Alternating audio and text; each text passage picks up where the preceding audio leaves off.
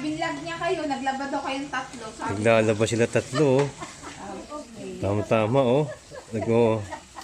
Oh. Guys, ito yung ganap ng unang day 3 natin, oh. Naglalaba sila, oh. Ayan, oh. Day 3, oh. Nanay niya, ate niya, pamangkin niya. Ayan, oh. Naglalaba sila. Nanay niya. Nanay ko lang. Ayan, oh. Guys, tinom niyo pansin dito. Kasama tagdag. Oh. Ayan. Yan yung pansin dito. Guys, day 3. Breakfast muna tayo. No? Pagkatag dyan.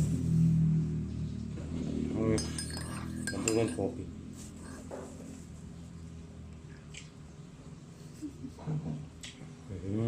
Mamasaktat ko. Nakapigalin ba? Wala nga, bawal ka nga. Ang kulit nito. Nagkakapigalin ba?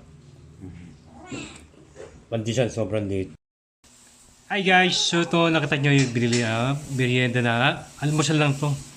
Puto balahoy. Ito yung... Balanghoy. Balanghoy? Oo, balanghoy. Sa 10 pesos. Guys, ito yung third day namin breakfast dito. Ayan. Breakfast lang yan. Ito yung balahoy. Tapos itlog na danggit. Ayan, sarap po. Breakfast namin dito guys, no? Sa probinsya. Iba talaga guys pagkapagain probinsya, no? Super fresh, no? Oh. Yeah. Guys, tikman natin itong kamote. Balanghoy. Ito. Tikman natin. Kamote. Para sa ano? So, di siya matamis guys. Tama lang hindi. Ay, pasensya na kayo ako kasi natapos ko na mag-jogging. Hindi siya masyadong matamis. Ito guys, yung kinayod-kayod na kamoting kahoy. Kung tawagin dito sa probinsya, kamoting kahoy, balanghoy. Yun. Sarap ka. Hindi siya masyadong matamis. Ito na yung tamis nyo. Tsaka puro. Puro kamote. Puro ulit.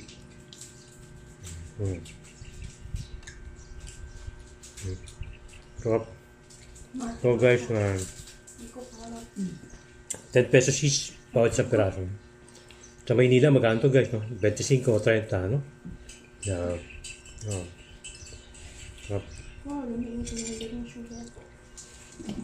Tapos katapat ito guys, kape. Sige mo tumagay mo suro.